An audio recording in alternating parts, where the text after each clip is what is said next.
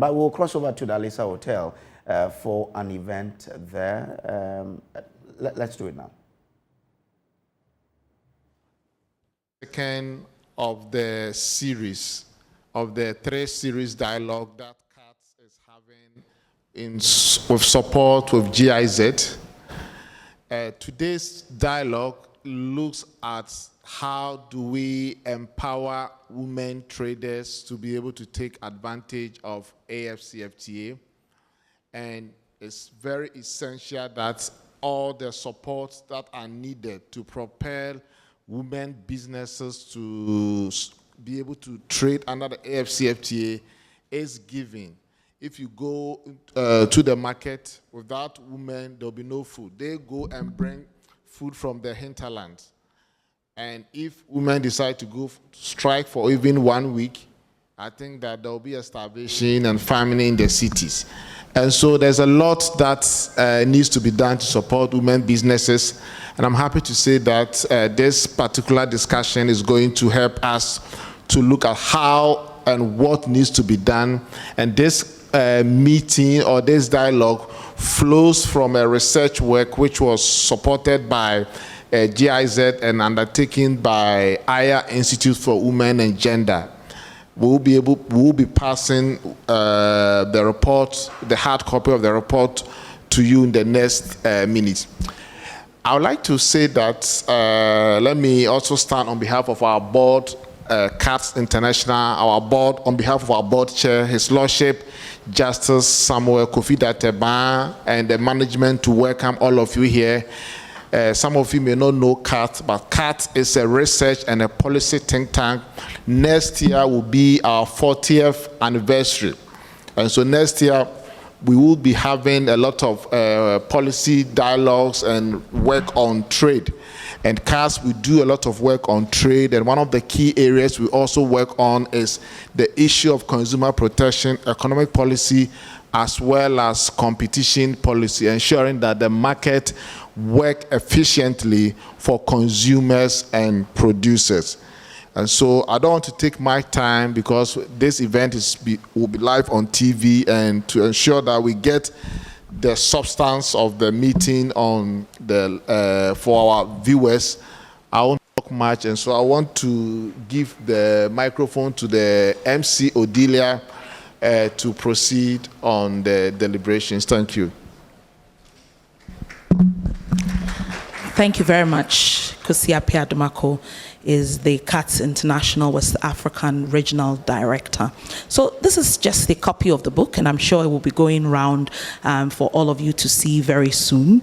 We will be getting the technical advisor program support for GIZ, James Emisa Hammond, next to share a few thoughts. Please put your hands together.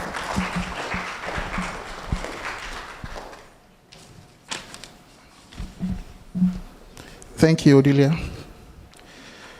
Good morning, distinguished ladies and gentlemen. Well, the good morning I can't hear. Maybe no breakfast yet. Okay. Welcome to the second in the series of public-private dialogues on key topics relevant to supporting the successful implementation of the AfCFTA in Ghana. I thank the organizers, CATS International, and acknowledge our project partnership with Aya Institute for Women, Politics and Media, and all stakeholders here present, as well as the media, for this workshop. The GIZ support program to the AfCFTA, which is under the GIZ Trade Hub, is working to strengthen the framework conditions for achieving the objectives of the AfCFTA through the provision of technical assistance. We also work together with the AU Commission and the regional economic communities, as well as trade-related institutions in member states, to enable stakeholders to implement the obligations resulting from the AfCFTA.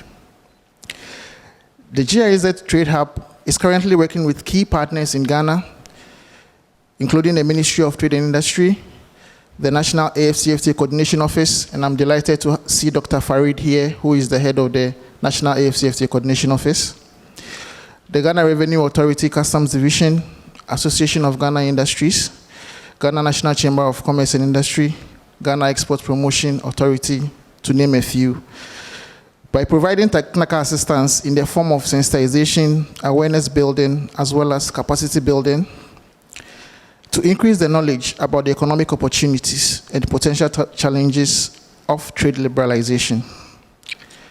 The GIZ Trade Hub has a strong focus on supporting women in cross-border trade. We recognize the significant role of women in Ghana, the role they play in the country's local and border markets. This is evidenced in our numerous gender-based approaches, including a recently organized nationwide sensitization and awareness creation for cross-border women traders on the AfCFTA.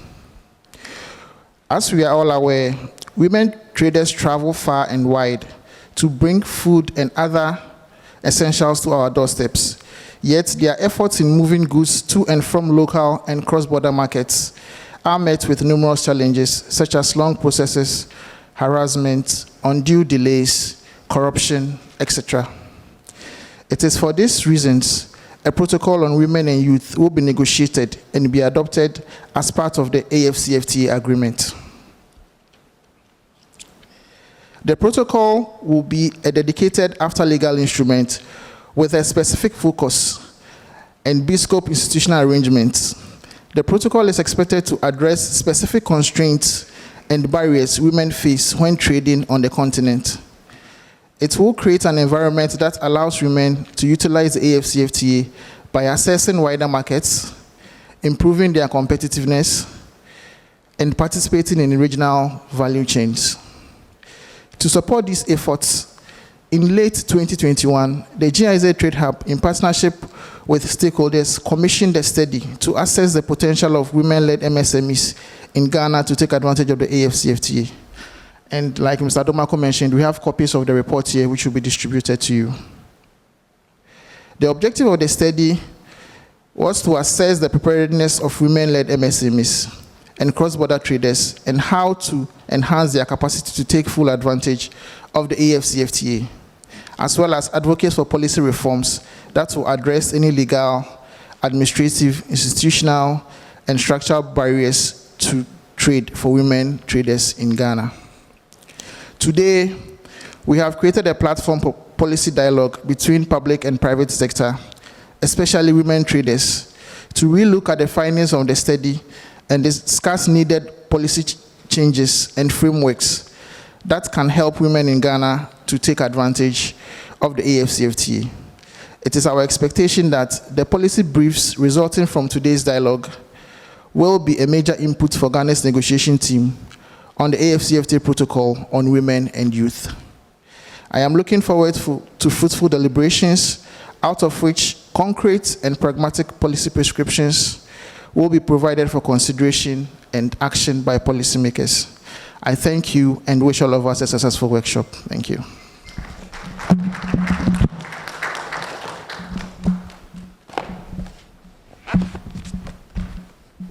About 2 years ago, I interviewed a professor from Rwanda. I was just having a conversation with the lady from the AfCFTA office who comes from Rwanda. And one of the key things he spoke about was the fact that Rwanda knows its own challenges and is just prepared to sell out services in this whole conversation. Then I had a conversation with the lady from GEPA, Agnes, and the doctor, and said, I think one of the key things we as Ghanaians have is that we have too much to send out there. And it's good, it's a good problem to have too much. And so one of the key things that GEPA is working on is in the area of services, and education is one of the products they have been taking out there. I know they have done a few road shows in Nigeria, amongst many others.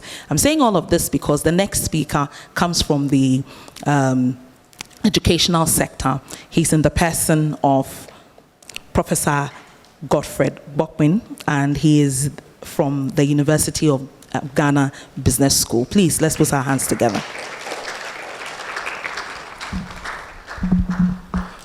All right, thank you very much for the introduction.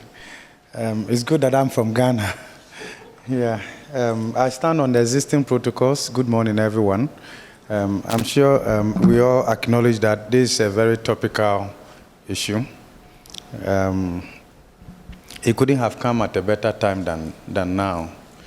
And my reason is that Ghana has played a very pivotal role in the AfCFTA. Ghana and Kenya became the first two countries to ratify the instrument and lodge same with the African Union. But Ghana's pioneering role in the AfCFTA, which also included being selected to host the Secretariat, and which was also evident in the formation of the Organization of African Unity, and now AU, should be leveraged upon to put women-led businesses at the forefront of the implementation of the AfCFTA. Ghana doesn't have an option. My reason is that the poverty and inequality reducing effect of empowering women-led businesses is unparalleled in the literature. And Ghana must seize the opportunity and act on time and act on scale. This dialogue, I believe, should lead to policy and administrative reforms that make women-led businesses truly lead and become the engine of growth as we seek to guarantee private sector leadership in our economy. This then requires that we must be intentional and adopt positive discriminatory approach and strategies that seeks to eliminate barriers to women-led businesses and traders in Ghana. Studies suggest that in hard times, as we are going through in Ghana, of course, with disproportionate distributional effect across the globe, every country is going through their own fair share. Others are crying more than others. Okay, we need to recognize that. It is in hard times like this that we see the patience, endurance, the entrepreneurial and innovative skills of women at home and in the office and in managing businesses. Personally, when I'm running out of cash, I just give everything, what is left, to my wife. And I said, the month must end as well. And some way, somehow, she will manage it before the salary comes. And I've realized that she's a better manager of finance than what I read in the textbook. So I am here to say, let's promote women-led businesses, and we'll all be better off. And at the end of the crisis, we'll all gather again together over some champagne. If we will be mindful to use the limited fiscal space that will be created as we go through reforms in enabling women-led businesses and traders, I am very sure that Ghana will come out of this crisis more stronger, and whatever gains that we will make from this will be durable, and the benefit will be shared. Women know how to share the national cake fairly. Thank you.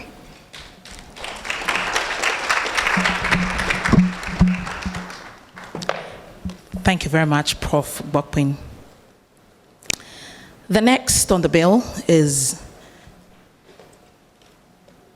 an insight into the research that has been done by Aya Institute, looking at the potential of women-led MSMEs in Ghana to take advantage of AfCFTA. Eunice Penny-Nofei, if you're ready, please. Okay. We would like to get Dr. Farid's thoughts before Eunice comes in. And we would like to get a brief remark from Dr. Farid Kwesi-Arthur, who is the National Coordinator, AfCFTA. Please put your hands together for him.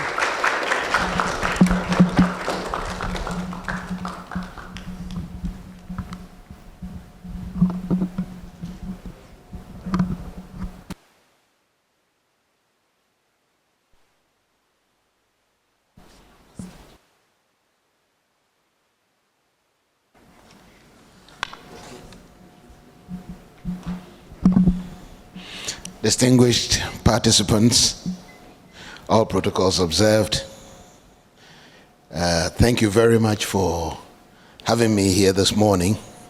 My remarks are very brief, and I would start by saying that a key underlying principle of the AfCFTA is to broaden inclusiveness in the operations of the AfCFTA through interventions and supporting women and the young and marginalized portions of our populations. In line with this, preparations have already started and towards the negotiations and the development of the AfCFTA protocol on women and youth. The protocol will address constraints and barriers that women face when trading on the continent. It will create an environment to empower women to trade under the AfTA by accessing wider markets, improving their competitiveness, and participating in regional value chains. Available data indicates that 90% of the world's businesses and more than half of global employment are concentrated in micro, small, and medium-sized enterprises. And although women constitute over half of our populations, the number of women-led businesses is estimated to be far below this.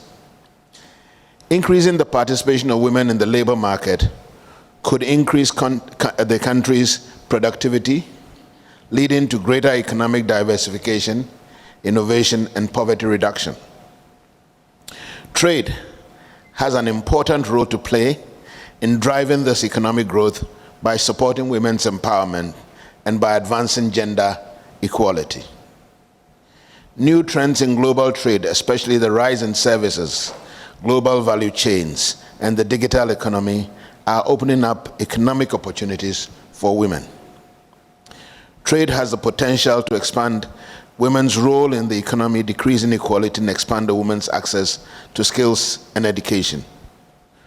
But for women to reap these rewards, our countries, and particularly Ghana, needs to adopt reforms and trade in policies and reforms in trade policies that reduce discrimination against women, whilst building the significant human capital that women represent. Although trade policies appear on the surface to be gender neutral, its impacts are sometimes not properly appreciated when it comes to women. And so I think meetings like this is a good opportunity for us to understand and appreciate the challenges that we face. But I need to draw a line of caution here. Every week, every day, I get several invitations to go and talk.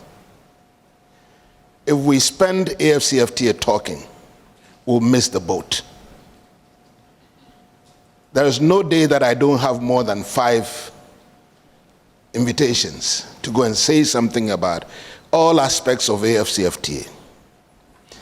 And I always end up with this admonition and caution that as we hold our dialogues and seminars and workshops and trading, trading has already started. For those of you who must have been watching, on the 7th of October, last month, under the initiative called the Guided Trade, Ghana and 7 other countries started what we call the commercially meaningful trading. And so it is for us, whilst these seminars are still important, it is for us to strike a balance, a good balance, between the talking and the walking. You know, the women that we are talking about are not in this room, but they are the people who are going to carry the goods across the border. And they can't wait for us to finish talking before they carry the goods. As we are talking, they are already at Aflao. So they won't wait for us. And therefore, it is important that even as these discussions are very critical to the success to the intermediation policy-wise and other things. Those women who are still carrying loads. I just came from Kumasi and I was talking to, it was on the same topic, and I met them in their real environs, which is far away from the sanitized environment that we are seeing here. That is where our action should be. So let us try very much as we enjoy these discussions to have in mind that there is work to be done, and that work goes beyond discussions. Thank you.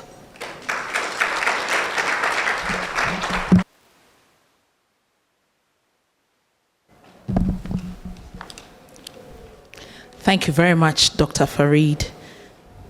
It is time to go into the details of the report that was done some time back by the Aya Institute, looking at the potential of women-led MSMEs in Ghana to take advantage of the AfCFTA. Eunice Penning Ofei, if you're ready, please.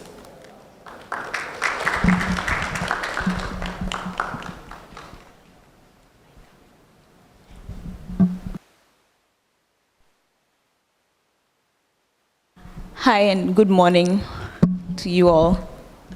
Okay, we still haven't had breakfast since the last time, so I understand the response.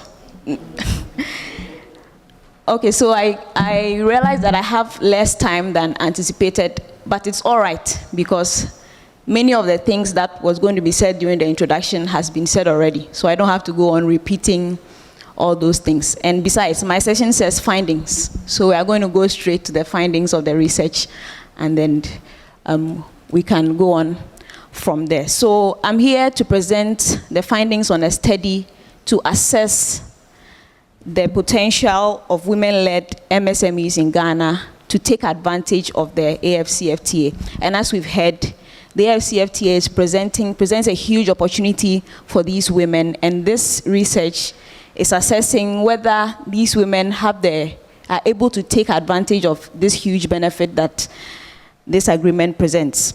And so for the study, we elicited responses from some firms and then traders with a survey questionnaire as a primary instrument using face-to-face interviews. And we elicited responses about their awareness, the level of awareness and understanding, and also their preparedness to take advantage of the AfCFTA agreement. And also, there was some questions about the major obstacles that they think will present a challenge to harnessing the benefits that is being provided by the AfCFTA. So I want us to look at some of the socio-demographic characteristics of the people that were interviewed for this research. So we see that most of the firms here were in the service sector, and then next is the retail, and then a few of the rest of them from the manufacturing sector.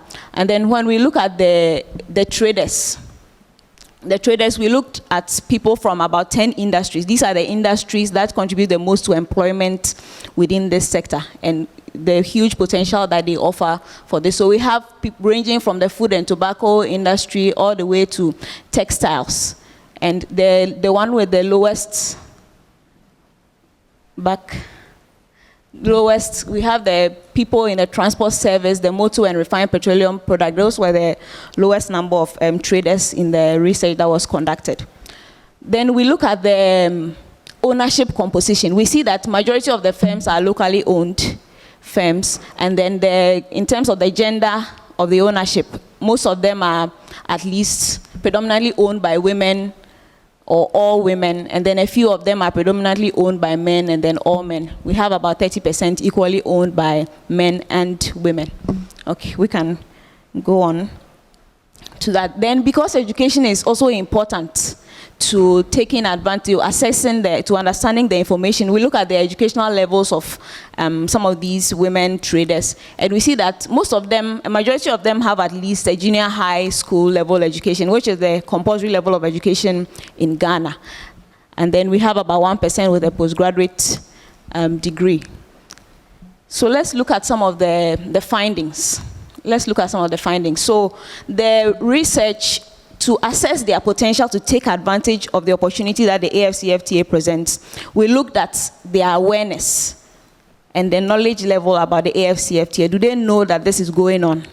And do they understand what is required of them? And also we looked at their preparedness. How are they preparing, or how are they prepared to take advantage of the AfCFTA, which, as we've heard, has already started. And people are trading. And it's not about talking, but actually doing and engaging in the trade. So looking at the awareness, we see that a majority of the firms indicate a lack of awareness. They do not know that something like this is going on. They do not know that such an opportunity has been provided. So the highest level of awareness was recorded in the retail sector and the lowest in manufacturing. So we see quite a high level of a lack of knowledge and awareness of the AfCFTA from our women-led MSMEs and then the cross-border traders. So in the traders as well, we see the level of awareness is quite low. When we look at we see no awareness at all. And then the highest level of awareness is the electronic and IT, which is not surprising because we do expect the people in this industry to be privy to such information as compared to the other traders in other industries. So we come to the level of understanding of the protocols, because we know that it's not every product that can be sold in this market. So do these traders who are aware of the AfCFTA, do they understand the requirements of the goods and services protocol? And then we see that only 5.4% of the traders have an expert understanding, and slightly higher figure for firms, 24.4% have an expert understanding. The rest who know, majority of them have a fair understanding, and then we have 28.4% of traders and 12.2% of firms having little to no understanding of the goods and services protocol of the AfCFTA. Here we look at, for those who know about the AfCFTA, where do they get their information from? And we are seeing that the biggest source of information is friends, family, and strangers. And then we can see the level of the books and magazines and newspapers. I wouldn't even want to say much about that, but there is something about Africans and books and magazines. But it's a potential problem because it means there's a gap between the communication that is coming from the AfCFTA and then how it's getting to these women and to help them take advantage of this. Now we come to the preparedness. How prepared are they? When we talk about preparedness, we have to look at one huge aspect of that is access to finance. How are they able to access? Are they able to access finance to expand their businesses, to take advantage of the opportunity that has been put before them? And when we look at the results, we see that 32.4% of traders actually went in for a loan to expand their business within the period of the study. And only 28.6% of firms went in for loans, citing collateral issues, high interest rates as the reason why the number of the no is so high. Now, for those who went, we see that for traders, the highest source of their funding, where they go for their funding, is the non-bank financial institutions. The savings and loans institutions are where these people go more. And for the firms, they go to the private commercial banks. State-owned banks as a source of funding for our women-led MSMEs and the traders is quite low. All right, so another area of their preparedness is innovation. How are these firms and traders creating new products or improving their processes, using new methods to take advantage of the AfCFTA? And we see that 51.4 firms introduced new methods since the start of the AfCFTA, and then 48.6% of the firms did not. That for traders, the figure is lower for those who introduce new methods, 46%. But for products, it's even lower. Those who introduce new products, 31% introduce new products. And for traders, 28.4% introduce new products. So the level of production, new products to take advantage of this is low. Then and finally on this one, we are seeing that how the spending on research and development, researching on these improvements to take advantage of the AfCFTA is also quite low. Only 11.4% of firms spent on research and development since the AfCFTA began. And for traders, slightly higher, but just 15% of the traders spend something on research and development.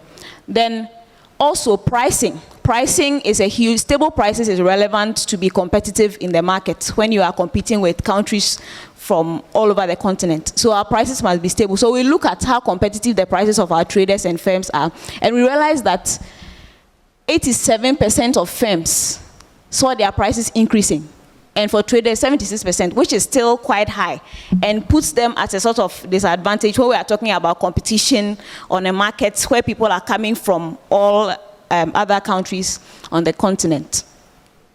So we look at the last thing there about the time to prepare.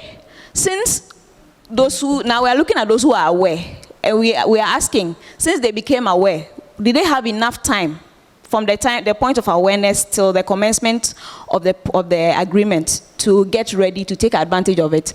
And only 4.2% of traders agreed to having very sufficient time to prepare, and 6% of traders.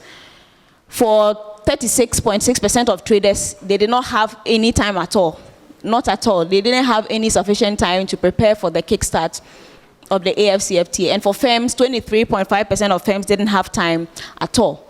So the next thing that we looked at are the challenges that these firms and traders face, the challenges that face them in taking advantage of the AfCFTA. We can see for firms and for traders, both list access for finance as a huge challenge. And then for traders, we see difficulty in understanding the AfCFTA protocols listed as a huge challenge over here. They're also worried about crime and theft. And I see transportation over there for firms, and then cost of finance as well. So these are some of the challenges. Now, in the next slide, we see that there were some challenges posed by COVID-19. When the agreement started, it collided with the COVID-19 pandemic, and therefore that also has some effect on the potential of these firms to take advantage of the AfCFTA.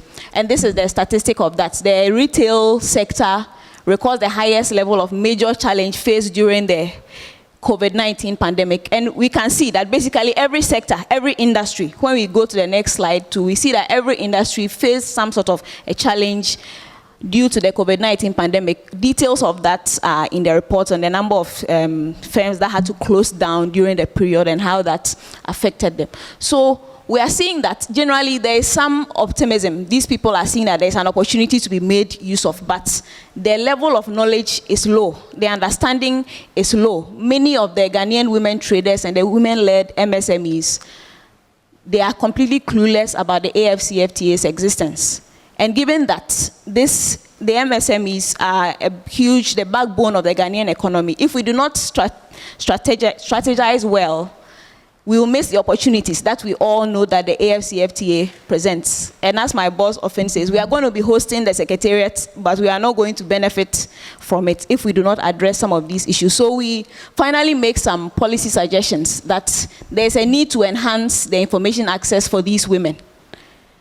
We know that they've not heard about it. So how do we improve the access of these women to the information, and also improve their level of understanding of the requirements that they need to have to take advantage of the opportunities? Then we also say that innovative financial strategies for MSMEs. We know that in Ghana, as we saw also from the findings, the financing is the bane of the existence of many MSMEs in Ghana. So how do we make financing more accessible, either by reducing interest rates, providing support with collateral, all these things to help these women access finance to expand their businesses. Then the last one, we need quality infrastructural development. We need to have district centers where the leaders of the unions of these traders and these firms can go to channel their complaints and also receive the help from the proper authorities. These district offices can also organize forums where they can train these women and give them the necessary information and the skill to be able to take advantage of this huge opportunity that the AfCFTA presents. Thank you very much for your attention.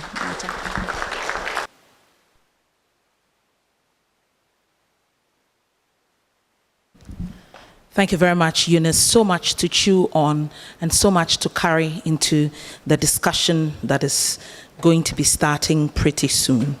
So we're just going to break into the panel discussion now, making the AfCFTA work for women-led MSMEs. And to join me on the podium to do the discussion will be Mrs. Agnes Gifty Ejeisam, Director, Market Development and Promotion, GEPA.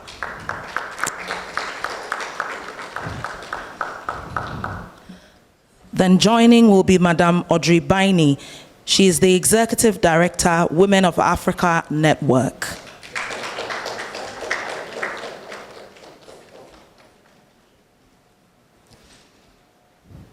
Also is Madame Grace Akusia Pokua Jeble.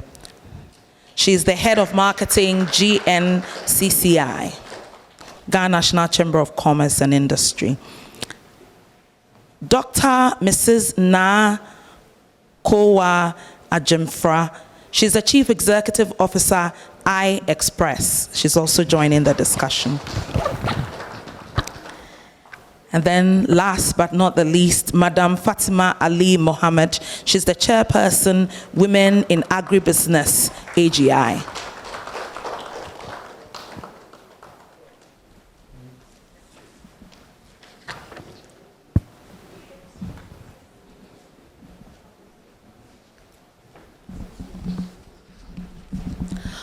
So Fatima, I will feed off from what Eunice just shared and say that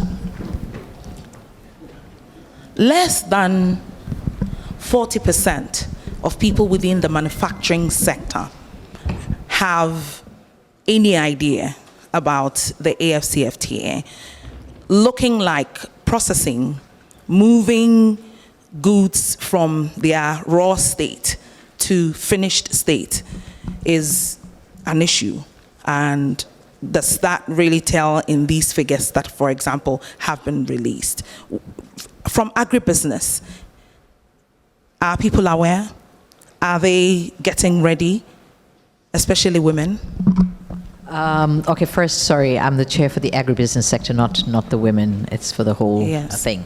I was in this program last year as well, and I don't see any difference between the results that were shared the previous year and now. And that itself is very telling. We haven't moved an inch. And it's, for me, even sadder when I see the numbers up there, especially where I saw fair understanding. When you see 66%, I think, because I come from a marketing background and research is very crucial for me. And I say always, when you do research, I mean, it's because they don't have time, because I'm sure if we ask them the questions, the answers will be there. But there's one thing about taking data. Data needs to be converted to information, and then information needs to be converted into intelligence. So for me, the question we need to be asking, what is the intelligence that we've got out of this report? For me, there's no intelligence as of now, because what it should be telling me is these are the challenges when we say they have access. And I'm saying it's purely because of probably the brief of what they were asked to present. But the question then would come in for those that say that they understand or fairly understand. What do you mean by fairly understand?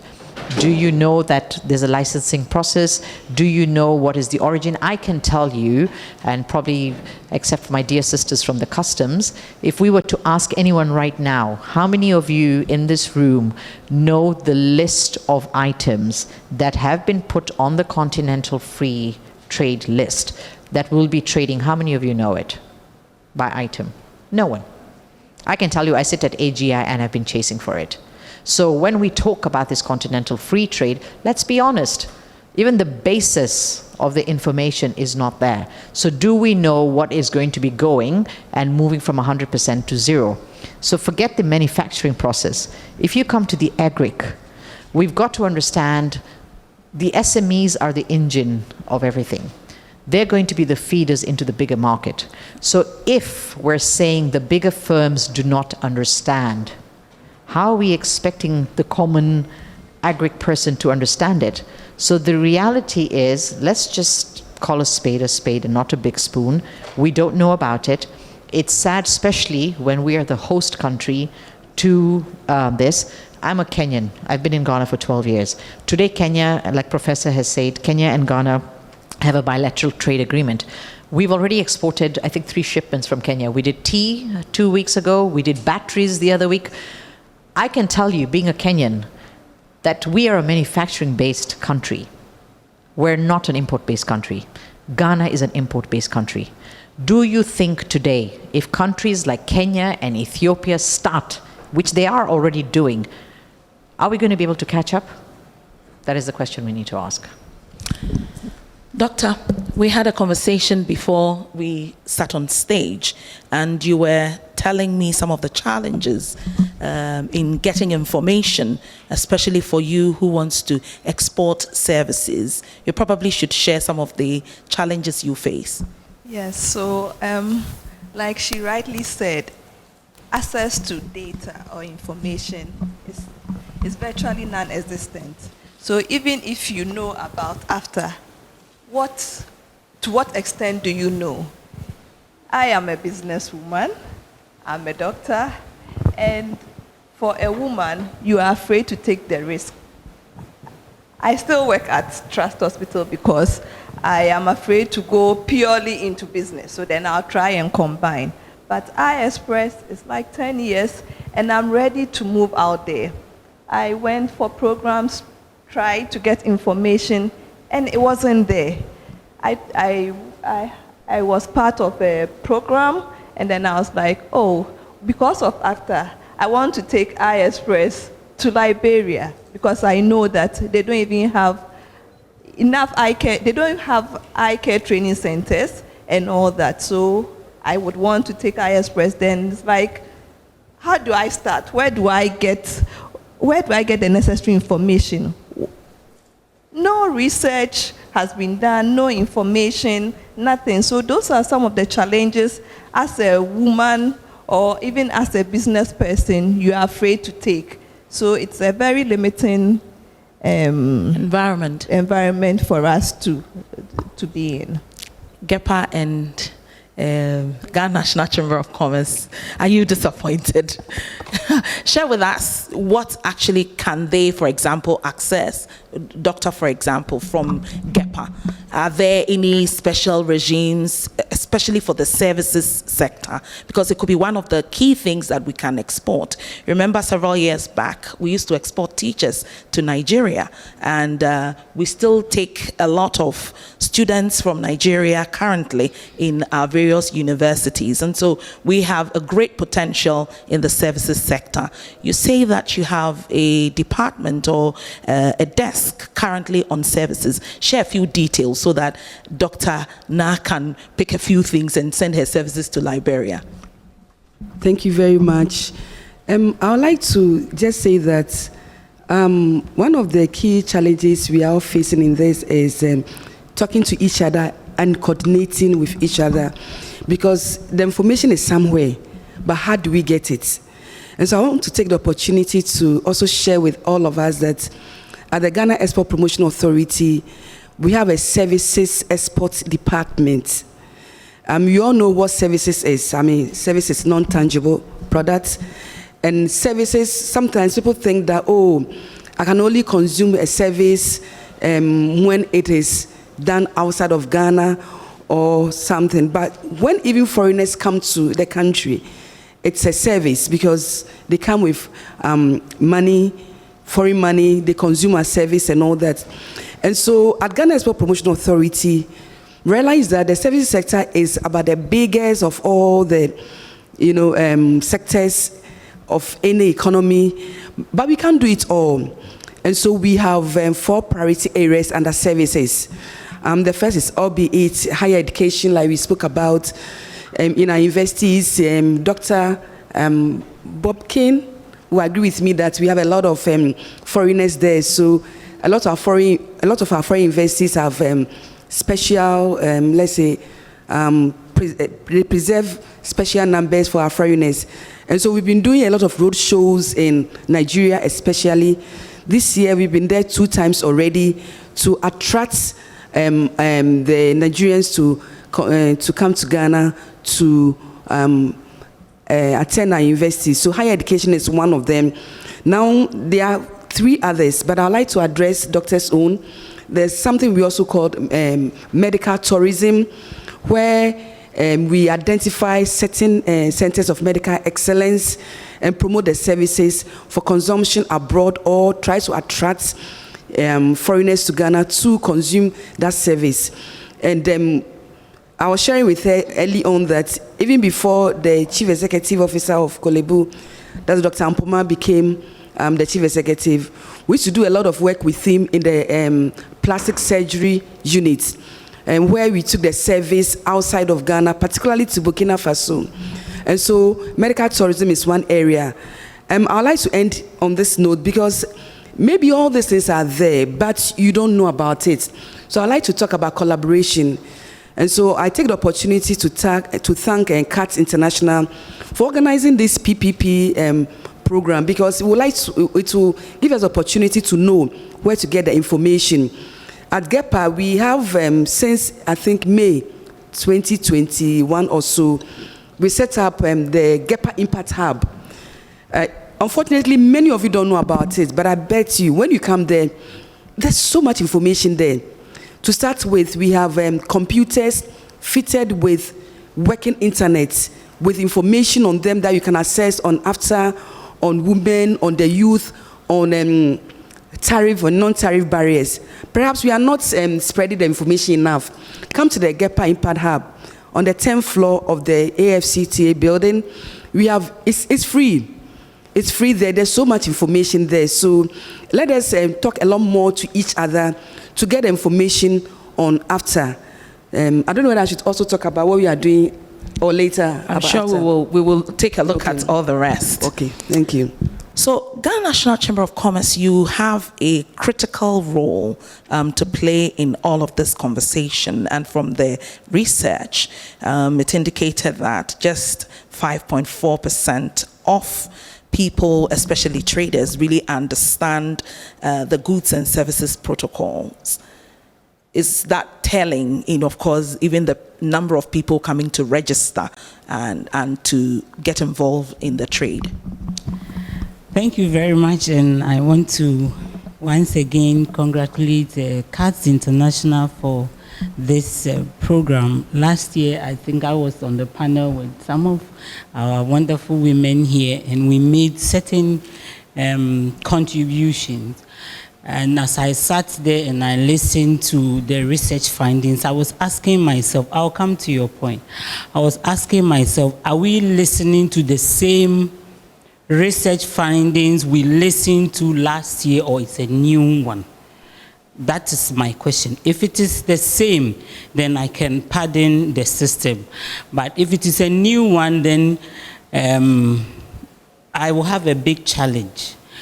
I will have a big challenge because as far as even for us in our own small units are concerned, this year alone, with AfCFTA in collaboration and support from GIZ, we have gone to all the regions, the major regional capitals in the country, with training on AfCFTA and export readiness. And in all these regions, some of them we don't even have an office there, but we managed to get key stakeholders there who mobilize exporters and potential exporters for the program, and sometimes they are there for the whole week. So if this research finding is a new one, then we have a problem with the responses. When we say we don't have information on AfCFTA, like it has already been said, the whole institution itself is trying to still mobilize some of these things. Even the one we are talking of, women, is still under consideration. So if you want information on AfCFTA, that the regimes that has to do with women or women-led businesses, you won't find a definite data or information on what the whole program is working on. And I believe that even as we started, there was a lot of talk about how the AfCFTA will benefit the participating countries, the markets that will be open, and the benefits. And I keep saying that the focus should be on how we are preparing ourselves. The benefits, they are intrinsic. If we have Ghana as a market, and now it is Africa, obviously, without doing the mathematics, you know that there's a bigger market. So then there will be benefit. But how prepared are we to take advantage of these benefits? It's my problem. Because if I hear there's AfCFTA, it will benefit women, it will benefit the country. I mean, it ends there. But I want us to take it further by taking very deliberate steps. And I was very emphatic on this at that time, that we must take practical steps of getting people ready to export. We must take practical steps of helping positioning our businesses beyond just giving them information, positioning our businesses to be able to compete. Like you just said, I wake up anytime I hear AfCFTA, and I know even now that we don't have that open, it's not just, let me assume that it's open. But even when the market or the borders were not free, our local industries are struggling to compete. So what happens to them if they are not in position to compete when the floodgates open and the countries that are prepared decide to flood in here? And mind you, I always say that AfCFTA is about Africa, but it is a competition among African countries. We can decide to behave like the ostriches and hide in and say, no, this is a one goal, it's a whole Africa, it is not about an individual. Who says it's not about individual country? It is a big cake, African big cake. And every country would want to have a fair share of the cake. And it depends on how you position yourself to cut the cake, that you get, whether you get big or you'll be stampeded and you'll not even be able to get it. On our side as the chamber, because that's exactly what I was going to ask you, that in as much as we want the issue to be solved, it has to be done in piecemeals. It cannot be done by just government. So if you will be kind enough to share what the chamber is doing, and then GEPA is doing, AGI is doing, then we know that it's a bit of everything that we all want to bring together. I am not saying it's about the government. It's a collaborative effort. Yes. But we should not also lose sight of the fact that the enabling environment will help private sector to do what they ought to do. A larger chunk is about policies. And private sector, we don't have private sector doesn't enact policies. Policies come from the executives. It's government. It's a business of government. We are crying about interest rates. I mean, it's government that comes out with policies that will stabilize the environment, the economic environment. So if I am even an AfCFTA-ready company, look at the environment. How possible am I able to even produce to export? If I have to import and I have to deal with the current problem of inflation and interest rates and exchange rates. I mean, you should be a magician to be able to do it. So it is, the basic is, it's about government policies. But as to whether government will listen to the partners so that we will all work together is another issue. But we as the chamber, like I said, we realized that one of the issues as far as the information on AfCFTA was concerned was the rules of origin. Because when AfCFTA came, everybody was saying, hey, businesses in Ghana and services are going to be able to export to other African countries. And it looks as if I import this from China and I'm in Ghana, then the other African market is available to me. And we realized that that was not. True. Even if you produce made in Ghana, you need to satisfy the rules of origin. So it has been one of the focus of bringing awareness that yes, if you are producing, and even if it is, let me say Kasaprekun, because it was one of the companies that was used as a symbol to kickstart the AfCFTA, I mean, in principle. If you produce and your sugar comes from a place which does not qualify as a raw material for your products, within a certain percentage, then even though you are producing here, you may not be able to export under AfCFTA.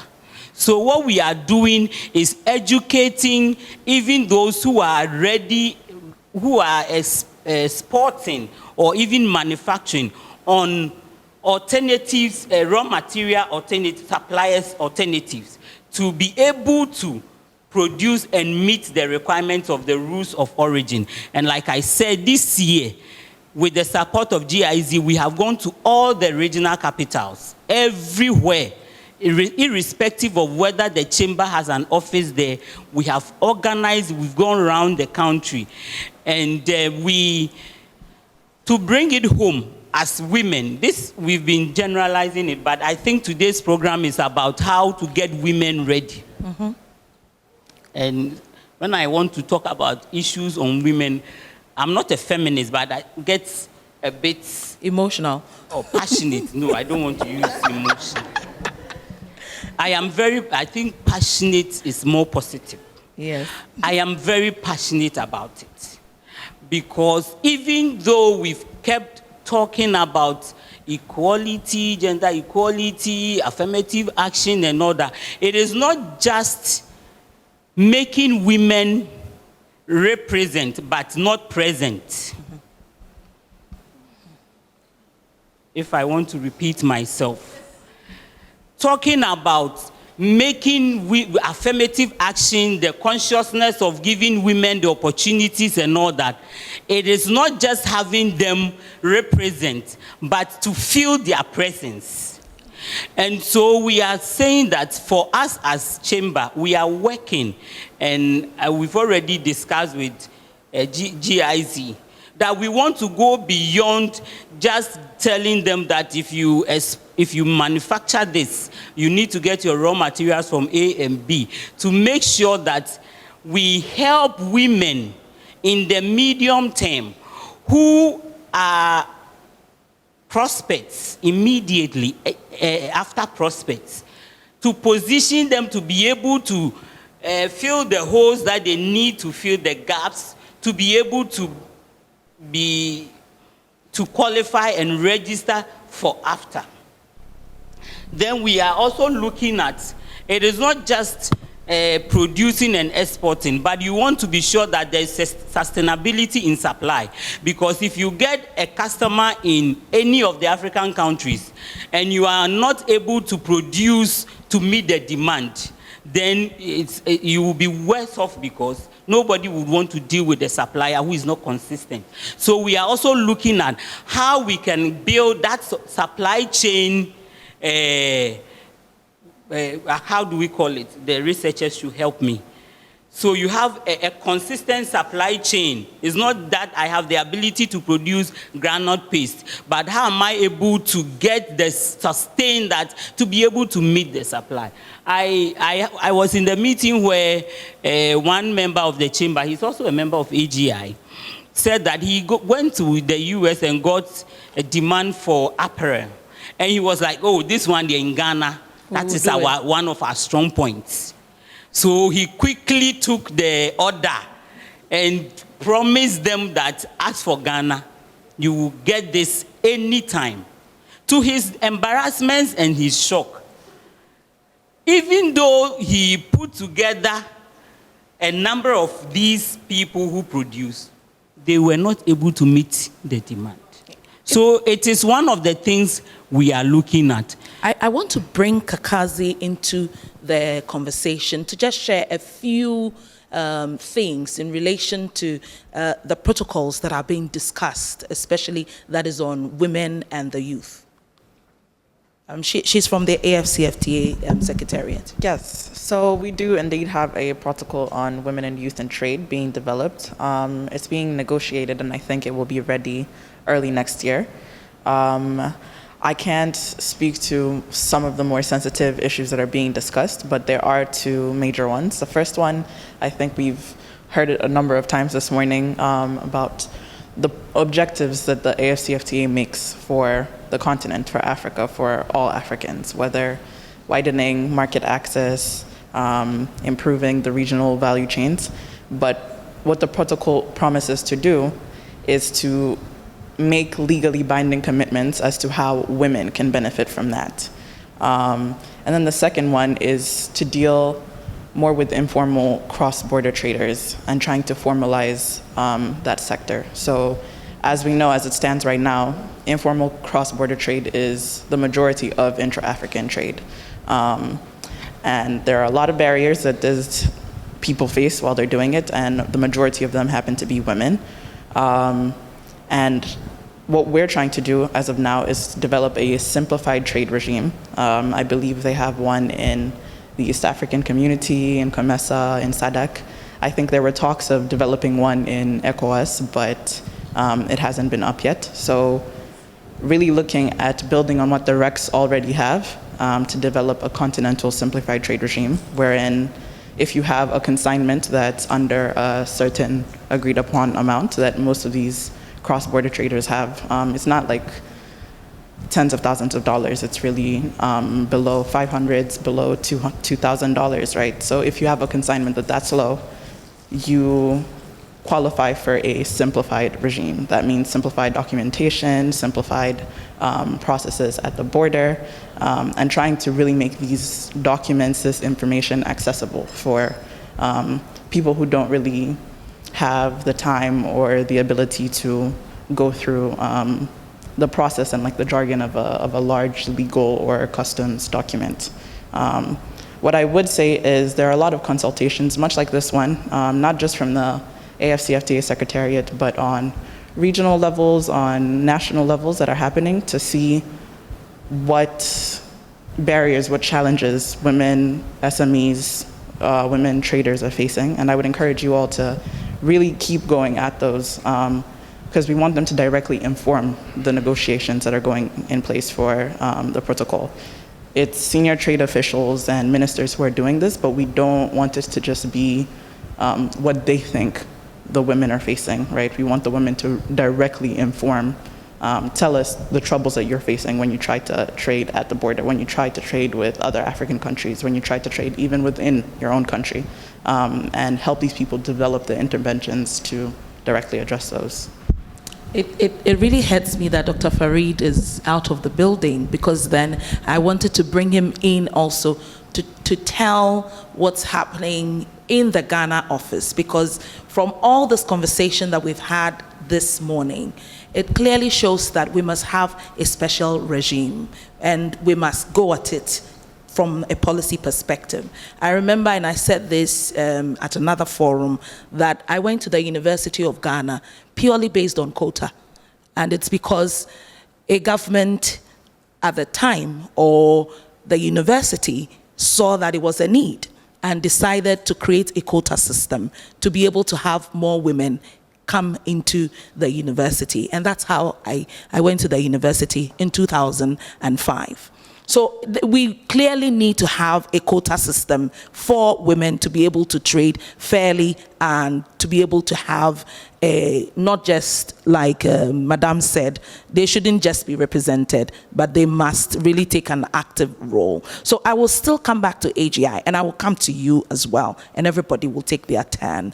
We are currently in very challenging times. We want to be able to tell our government, and since this is also going on television live, exactly what are the real issues that we would want them to include in national policy to get women to actively play a role. Because if we're saying that the informal sector border trade is about 70% in Ghana, in recent times MasterCard has released that about 46% women in entrepreneurship in Ghana, and it's actually the largest in the world. It shouldn't just be in figures. We should be able to play a critical role in this whole trading, and women should be able to make a good chunk of the money. So share with me, from the perspective of where you sit, exactly what are the critical things we as a country should be looking at and moving?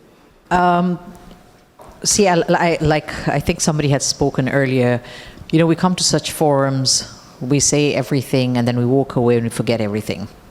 There is no follow-up to anything that we talk about, right? If you were to even compare it to a previous program, where are we at today and whatever. The question, again, I like to throw challenges. I don't like to just say things, because I believe urgency comes in when we don't deal with things that are important. I like to share things that people don't know. And the reason I share that is to instill fear, because if we're not scared, we're not going to take action. When a dog is chasing you, it is because of fear you will jump a wall, all right? Now here is my question again, just like the way I asked, do we know about the list? We've already signed up, 8 countries have started trading. What are they trading? What is going to be coming into this country? Do we know? What are we sending? We don't know. So it's one blind leading another blind. So information needs to be shared. And, you know, like rightly my sister said, the information is sitting somewhere, we need to get it. And GEPA for me is one of the most happening institutions that I feel within government, because export is a crucial thing. Now, if we're saying export is crucial, and we're talking about the role Ghana plays, especially cocoa in this. Again, my question that I throw to this room, how many of you are aware of the EU legislation that is going to be coming live in 2025 that says they're not going to be allowing any imports into their country that does not have traceability? Do we know that? No, we don't.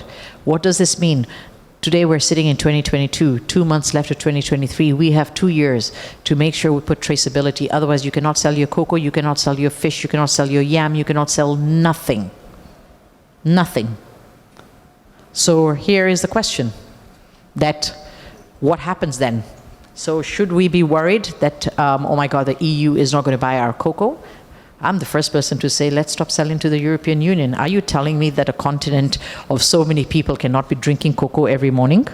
The problem with us as Africans is we're still colonized by the mind, and I said this in the program day for yesterday. Colonization has not left us. We continue to want to think in that manner. So the problem is we're producing what we don't eat, and then we import what we eat. We import over 950,000 tons of rice. Yet we eat rice in the morning, for lunch, for dinner. If we could make it into soup, we will even have it. But we don't grow the rice. And then we grow cocoa, but oh chale, we're not going to have it. That's not what we want.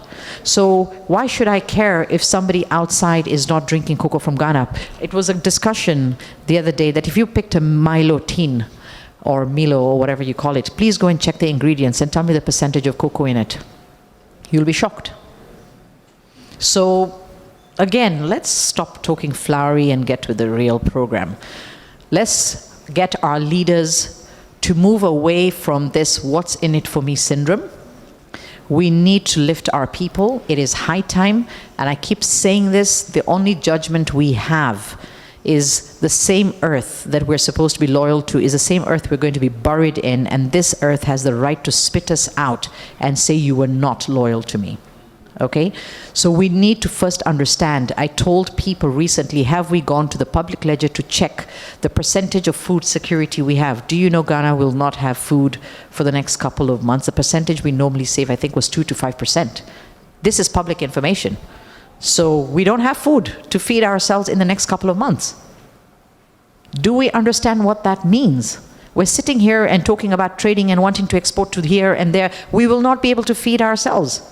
We're not understanding that. How many of us sitting here know that Russia yesterday closed the sea grain waters? They closed it yesterday. So are we going to still sit here and buy bread at 20 Ghana cedi? Because no, we cannot live without bread? So we need to get our act together. We need to start thinking. It doesn't mean that we can't make bread out of gari and we cannot make bread out of cassavas and all that. We can't just say because it's not our palate. We need to start thinking innovatively. And the pandemic was the perfect time to show that, God, we can innovate. Because at one point in time, we thought, oh my God, now we're going to have to import masks, and oh my God, everybody started creating masks. It started becoming trendy. We started creating our own outfits. It shows that necessity is the mother of invention, right? Yeah. So if we know we're not going to get food, what are we going to do about it? Are we going to still sit here and cry and, oh my God, we need to export, and oh my God, we need to send? For crying out loud, figure out where the food is coming from. Do something about it. Okay, so we need to move away from, we need to collaborate. And I keep saying this, whether it's SMEs collaborating with the bigger firms, countries collaborating with one another, that's what we need to do. We need to move away from this what's in it for me syndrome. Because even if you talk about financing, we all know about it. By the time you're going to go and try and take a loan or whatever, 22%, 24%, it's going to cost you 30%, because by the time you have to pay the person who's going to accept your application, give him a bit. Go to the next person to get it signed, give him a bit. So we go into this thing where we ourselves are detrimental to our growth. Now, I said this again at another forum. What happened in South Africa? What happened in South Africa the year before and then a couple of years before that? The xenophobia. Was it the white man or was it a foreigner that did it to us? No, it was Africans fighting Africans. Okay? So my challenge to the AfTAC is, when we're going to see a Nigerian coming here, and all of a sudden, because there's going to be free trade of movement of people, do you think a Nigerian is not going to take 90% of the jobs here? Ask me as a Kenyan, we'll come and take it. It's a hustlers movement. So for me, food security is one, but more than food security, is going to be about people security. What's going to happen when people are going to cross over and say they want to take the job? Somebody's going to take a chichinga seller's job. Somebody's going to go and do a coffee broke man job. Are you going to care that that person is from Togo and this one is from Nigeria? You're hungry. You want to buy the coffee broke man. It doesn't matter who's selling it to you. So my question is, have we really sat down and looked at the fundamental issues? The fundamental issues. You talk about farms. I can tell you right now, there's 30,000 hectares right now in the northern region that is being grown by the Egyptians. They're growing rice. The rice is not for Ghana. It's for export to Egypt. Why? Because the water dam and the issues that we all know that's going on between Ethiopia and Egypt, who owns the River Nile, has caused a problem. So they don't have sufficient water to grow rice right now. So they have said, go and grow the rice anywhere and export back. How is that benefiting us? Strategy.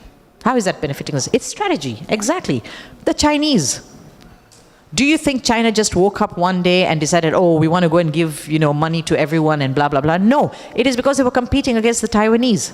Because Taiwan was the leader. And then they decided, no, we're going to go and find out the weakness of these people. And then we go in. China today is more powerful than America, but they don't thump their chest and say we're powerful. They do it silently. They come and they put you in poverty. Okay? Today, every entry and exit of the African continent belongs to the Chinese. They give you money to go and take care of your railway. They give you money for the seaport. They give you for the plane. And then guess what? They come and take your goods and they take it out. Through the same thing. It's not a gift. I'm showing you that I own this and I'm going to, and then see what has happened to Djibouti, see what's happened to Sri Lanka. Today, look at the situation we are in as a country, okay? We're talking about the exchange rate, If tomorrow China tells us to pay them the money, will we be able to pay? No. Then what happens? The airport goes, the seaport goes. So we need to have some really hard questions. I mean, we can't isolate. And like, my sister at Ghana Chamber said, and, whatever, we really, it's like a reset. We need to have a reset button. And we need to stop putting flowers to the situation. We are in a dire situation. It's not only for Ghana, it's for the continent. We need to ask some really hard questions. Where is this food coming from in the next 3-4 months, in the next 5 months? Where are we going to get it? What are we doing?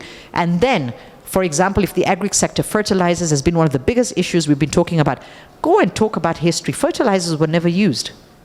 today, if you talk, and this is what I'm saying, that even the drainage of the information our older generation had, they're dying, and we're going to be like dinosaurs because they have a lot of wealth of information that is not being downloaded to the youth. And the youth need to be able to capture this information to be able to understand how are we going to be doing farming, you know, in the future? How are we going to convert it into modern farming? What are the kind of things that we need to do? Because when the older generation die, who is coming to feed us? Show me one 22-year-old, one 19-year-old who has decided that farming is the sexiest thing for them to get into. No one is doing that. So everybody thinks somebody else is going to come and feed them. So again, that question needs to be asked. Now, whatever the EU is looking at doing in terms of putting legislative, I think it's fantastic, but it's fantastic for them because they want to know, oh, so-and-so, so-and-so. But I think we should take it as a challenge for ourselves because today, the SMEs, are, again, I maintain, are feeders. So when you have, where the government says, oh, we issued out this much fertilizers, the question we need to ask is, do you know how many acres Jane owns, how many acres the Storm owns? Then you know who got what. Right? Because right now we know Jane supplies to John, John gives it to Peter, then there's a collective collection, and then they go and give that goods to somebody. So is the money really trickling down to the person that it needs to trickle down to? So as much as it's detrimental to us, we need to do this for ourselves. So we need to ask hard questions. Thank you very much. Anytime Fatima and Grace are on your panel, they have so much because they deal directly with the businesses and really are able to tell their pain and continuously share it. Prof, I will come to you also. Today, if you happen to be here and you are in a critical position, I'm going to ask you a question.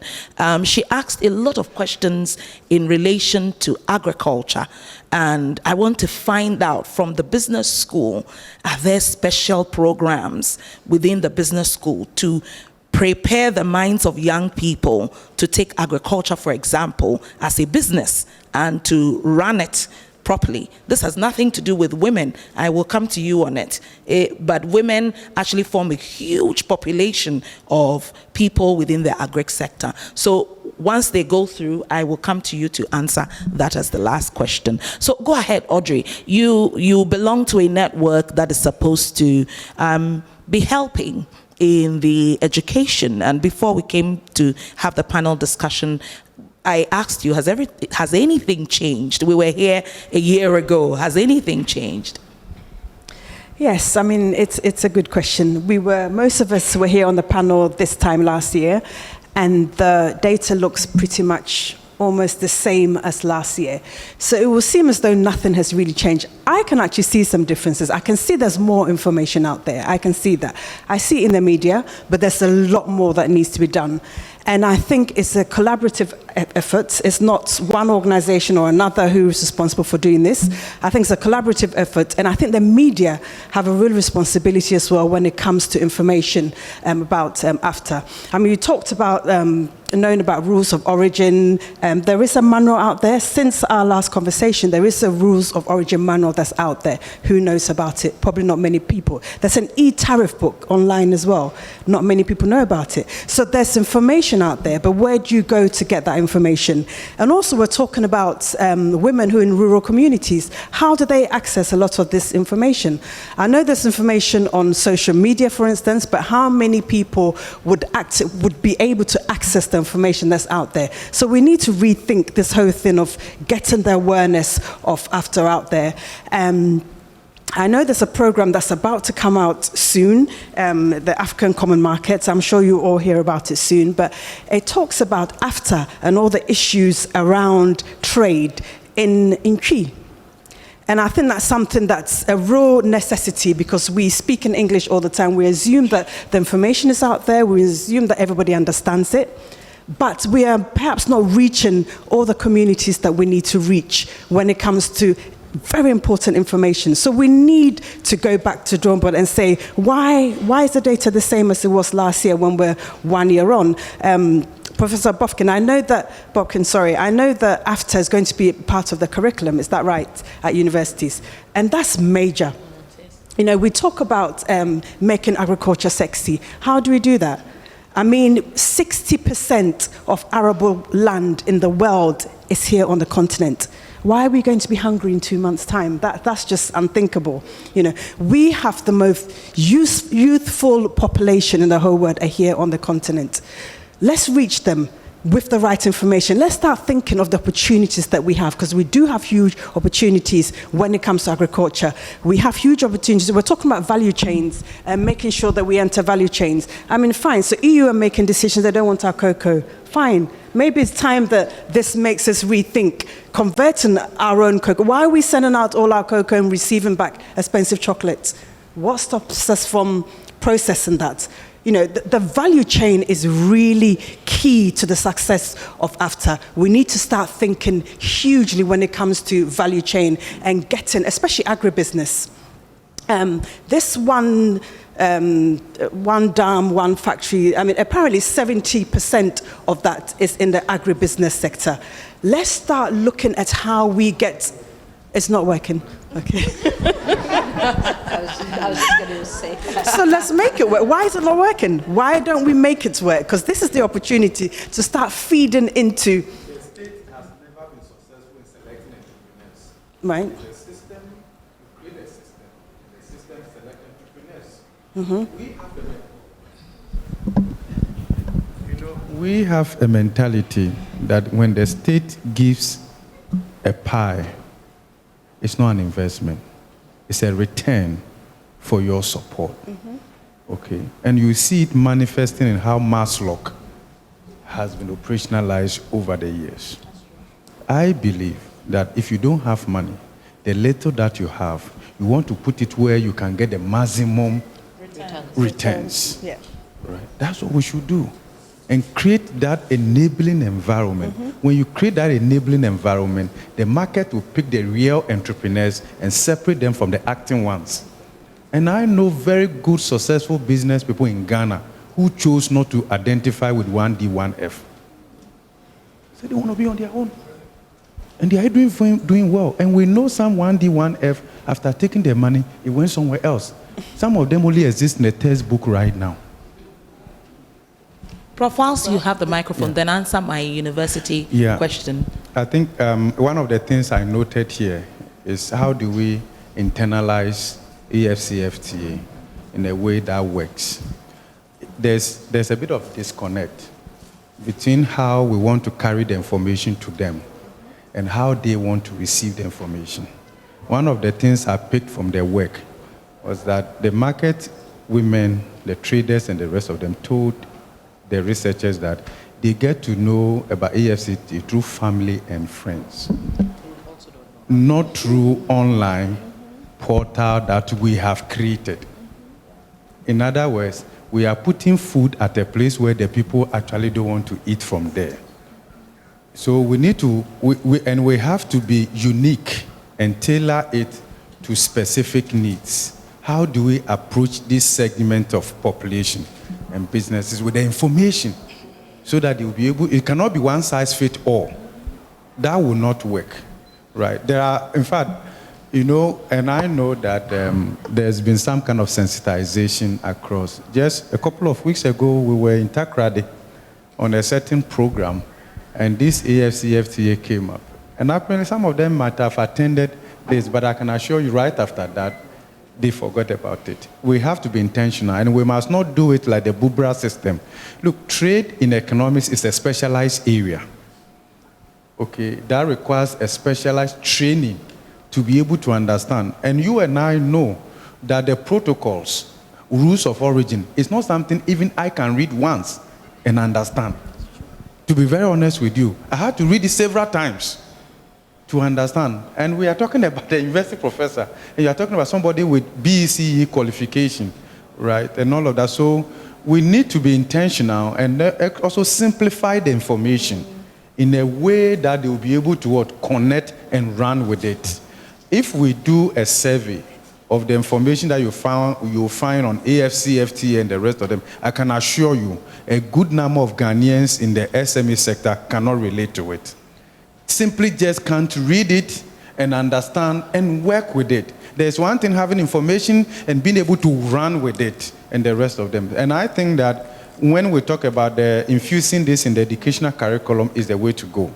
We have to be intentional Because annually, the tertiary institutions exit more than 25,000 people to the labor market through national service. So these are people who probably may be able to understand the information with some level of training. We have to be intentional so that we can say that in a year or two, we want to train change agents, right? About maybe 10,000 of them through national service, distribute them across the various sectors. Within national service of, let's say, 9 months, they will be able to make some what? Impact. And that may be least cost approach to internalizing the knowledge. We have to win it from there. Then you talked about agriculture. I talked about agriculture, turning it into a business and running it from the business school. I know that University of Ghana has a school of agriculture and agribusiness.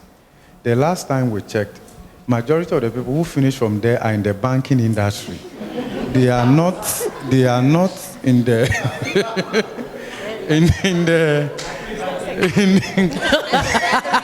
they are not in the farms.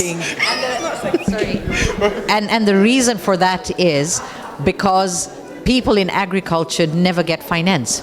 Yes. So they decided to go into banking, learn the ropes, find the money, and then come back into agriculture. So the point is that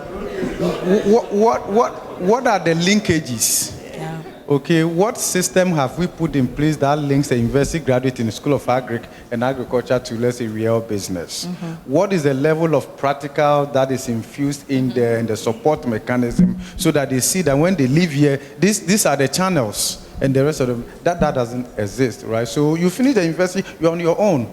So you may have a degree in agribusiness, but you may want to be a teller in a cage. You're not a lion, but you are in the it's about survival at that level, right? So we have to be intentional. And you see it manifesting all over.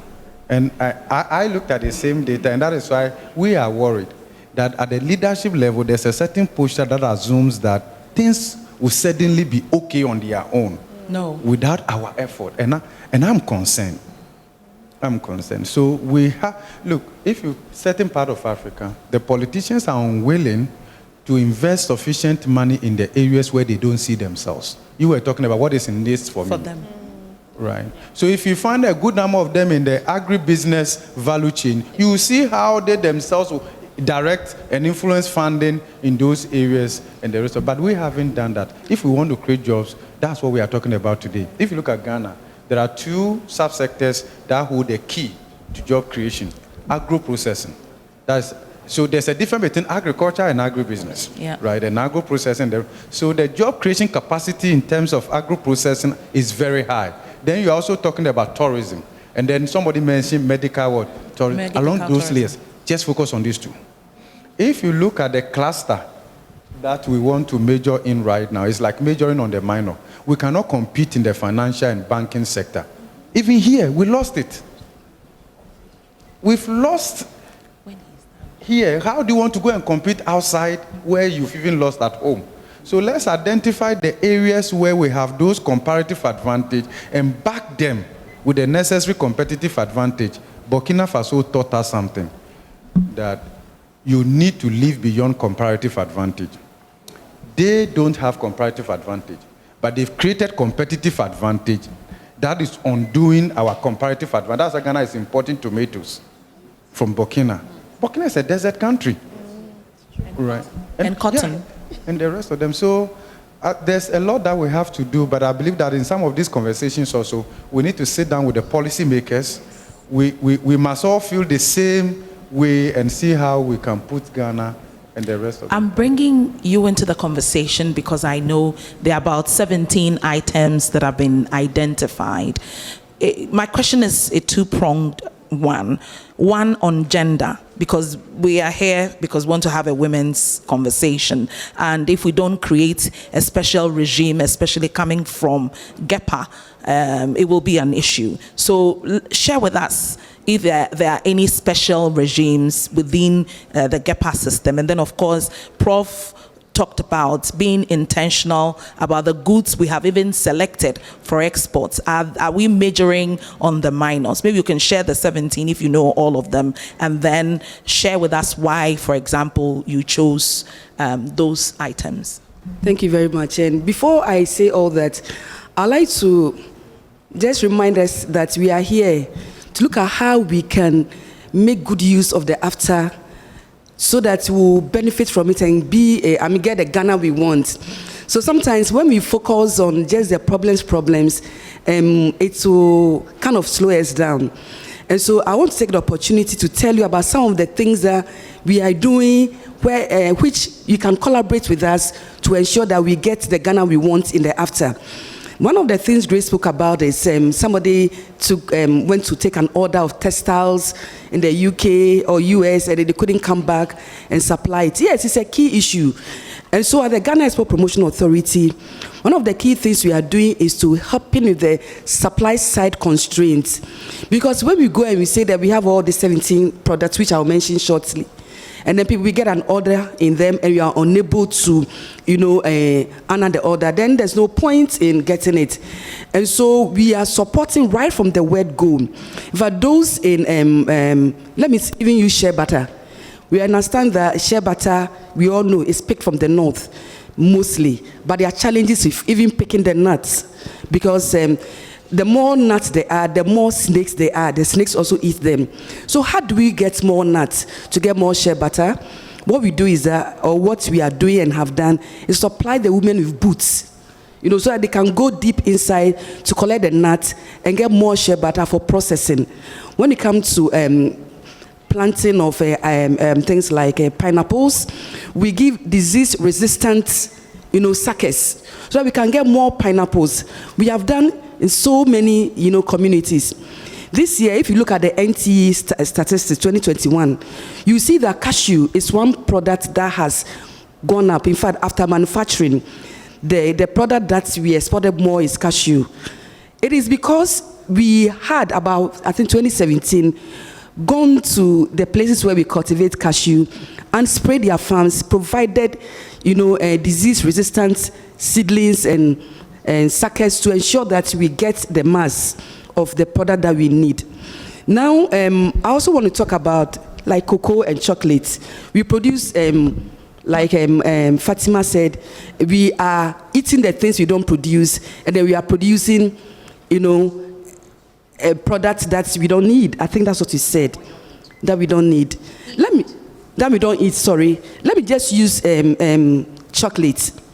How many of us here are able to afford chocolate?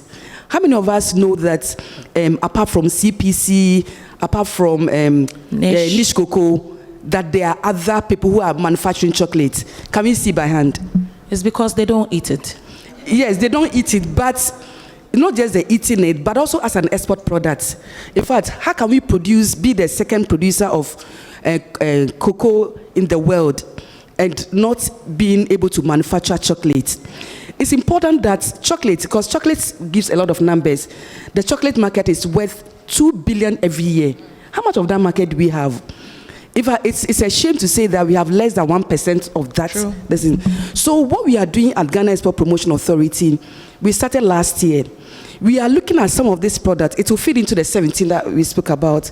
And we identified cocoa as one of the key products because we already have cocoa, but not just to export the beans, but to process it.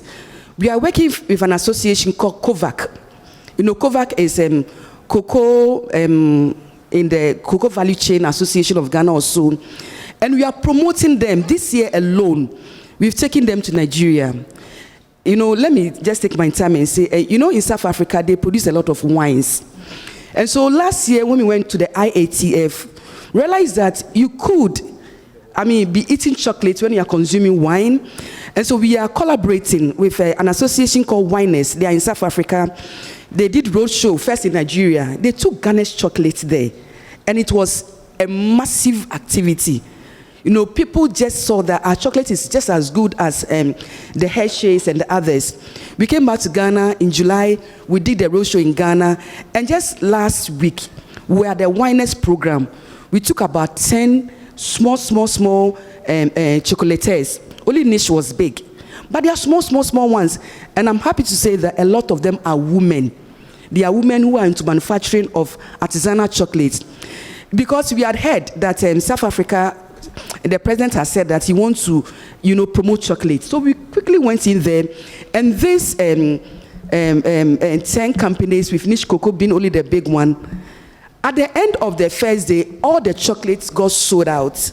We had to send more by air to South Africa because we think that cocoa is something we have, but we cannot continue to do raw. We have to process it. So we are working with this association called COVAC, and they are going, right now, they are just finishing Salon du Chocolat in France, and I'm told, in fact, you can read the newspaper, it was another massive success.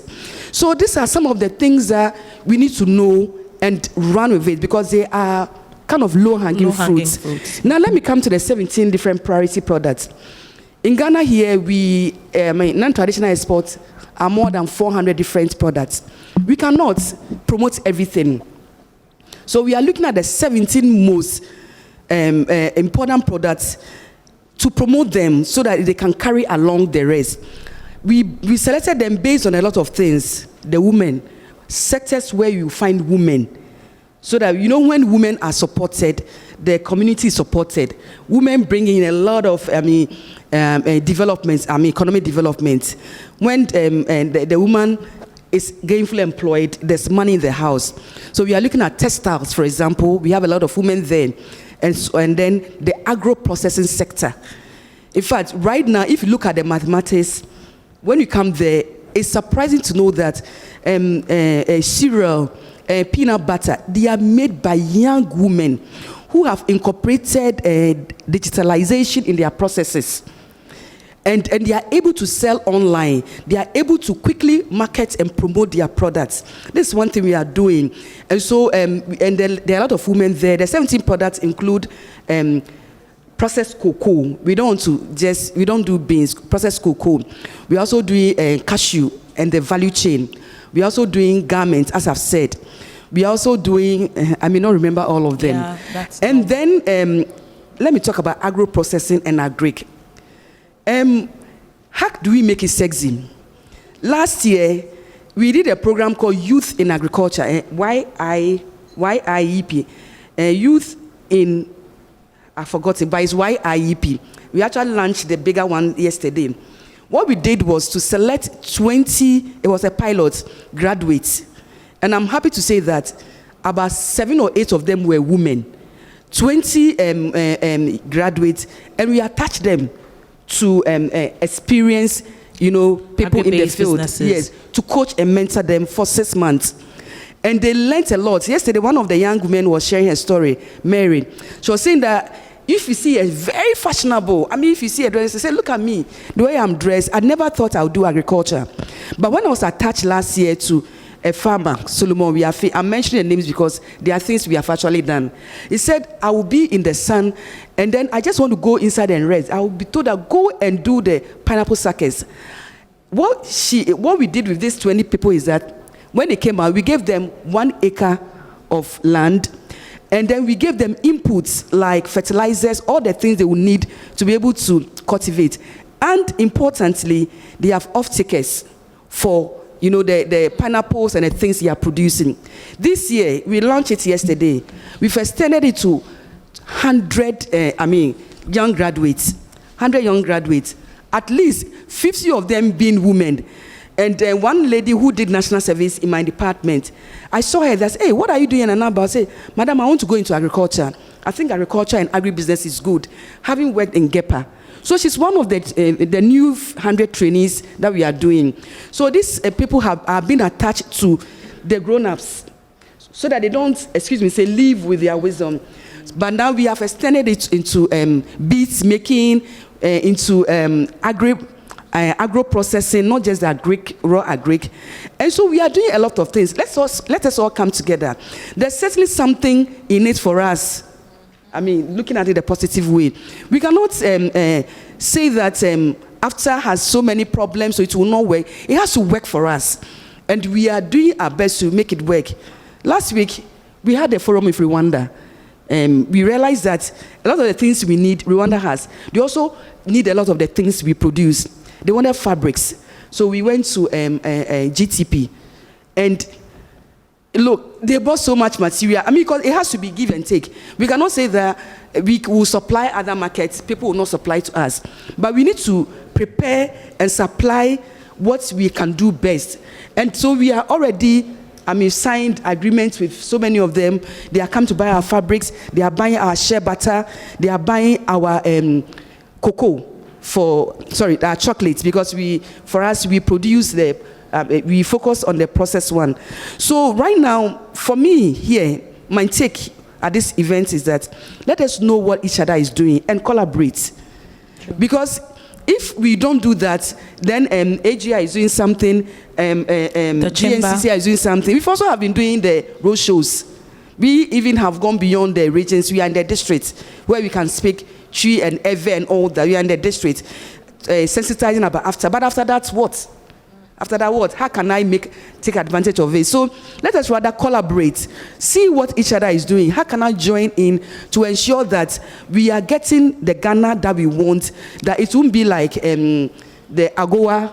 We had AGOA for so many years. We didn't make good use of it. AGOA, when they extended it for another, 2025, what are we doing about it? Yes. We need to really, really look at it. And then with the traceability, we already have a program where every product that is planted and cultivated is traced and tracked.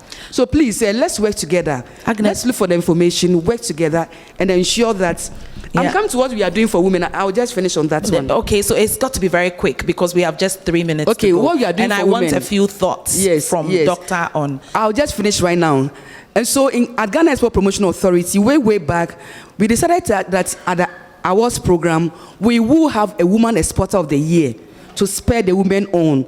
So it's one of the things that we have. Every month at our Impact Hub, we train women. And so we bring people to help them to speak to them about the pertinent issues in export marketing. And then we also have a new program that is going to come up, Women Icons. We are identifying great women like Fatima. Local women like that, and then we'll let them come and share their experiences with us. What can we learn from them? How can the young people learn from you and also become great like you?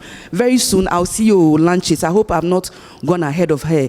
And so we want us to, please, let's collaborate, share information, work together where we can, and we will certainly get the Ghana that we want. So thank you very much. Thank you very much. I want to quickly come to Doctor. The export of medical services is huge here in Ghana. On a consistent basis, doctors want to leave. For you as a female doctor, exactly what do you want to do in these other countries? What are the setbacks? And of course, speaking on live television, what are some of the things you would want these institutions, from policy perspective, to be done to help us to be able to export medical services? Thank you for that.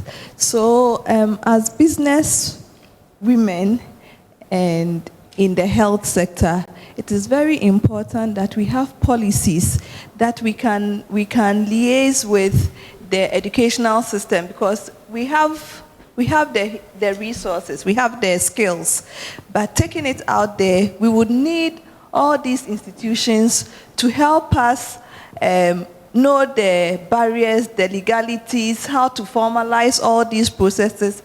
And as a businesswoman or as a trader, you don't even have the time to sit down and read all these things and write a business proposal and document all these things. So these institutions should collaborate with us, take the information from us, as informal as they are, and help formalize it and help us implement it. They should make it as simple as possible for the ordinary businesswoman who doesn't have that education.